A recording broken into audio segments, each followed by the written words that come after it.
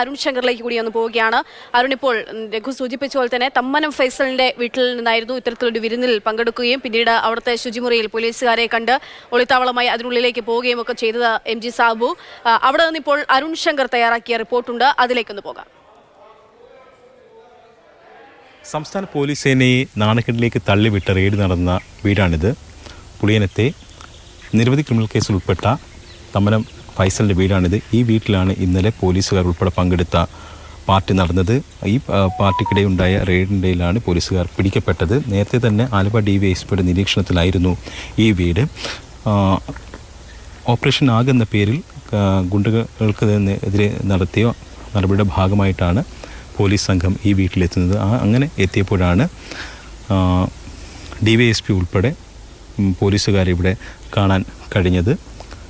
Alappuzha DYSP MG സാബുവും അദ്ദേഹത്തിൻ്റെ ഡ്രൈവറും മറ്റ് 2 പോലീസുകാരുമായിരുന്നു ഇവിടെ ഉണ്ടായിരുന്നു എന്നുള്ളതാണ് റിപ്പോർട്ട്. ഇതിൽ 3 പോലീസുകാർക്കെതിരെ MG സാബുവിൻ്റെ ഡ്രൈവർ ഉൾപ്പെടെയുള്ള 3 പോലീസുകാർക്കെതിരെ നടപടി എടുത്തിട്ടുണ്ട്.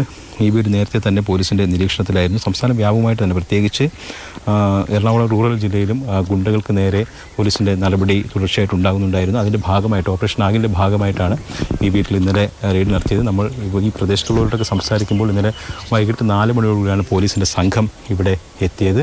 വളരെ വേഗത്തിൽ തന്നെ അവർ തിരിച്ചു പോയി എന്നുമാണ് പറയുന്നത്. 4 മണിയോട് എത്തുകയും ഇവിടെ റെയ്ഡ് നടത്തുകയും ചെയ്തു. അങ്ങനെയാണ് ഈ പോലീസുകാർ പിടിയിലാക്കിയത്. എന്തായാലും സംസ്ഥാന പോലീസിനെ സംബന്ധിച്ച് വളരെ നാണക്കേടുണ്ടാക്കിയിരിക്കുന്ന സംഭവമാണ്. കാരണം സമൂഹത്തിന് തന്നെ ഏറ്റവും വലിയ ഭീഷണിയായി മാറിക്കൊണ്ടിരിക്കുന്ന ഈ ഗുണ്ടകൾ തമ്മിലുള്ള അതിക്രമങ്ങൾ, ഏറ്റുമുട്ടലും അതോടൊപ്പം തന്നെ അവർ സൃഷ്ടിക്കുന്ന മറ്റ് ക്രമസമാധാന പ്രശ്നങ്ങളുമൊക്കെ തന്നെ തലവേദനയായ സ്ഥിതിക്കാണ് പോലീസ് ഗതികെട്ട് ഈ ഗുണ്ടകൾക്ക് നേരെ നടപടിയെടുക്കാൻ ഇറങ്ങി പുറപ്പെട്ടത്. പക്ഷേ അങ്ങനെ ഇറങ്ങി പുറപ്പെട്ടപ്പോൾ അവർക്ക് പോലീസിനുള്ളിൽ നിന്ന് തന്നെ സഹായം ലഭിക്കുന്നു എന്നുള്ളതാണ് ഇത്തരത്തിലുള്ള ബന്ധങ്ങളിൽ നിന്ന് വ്യക്തമാകുന്നത്.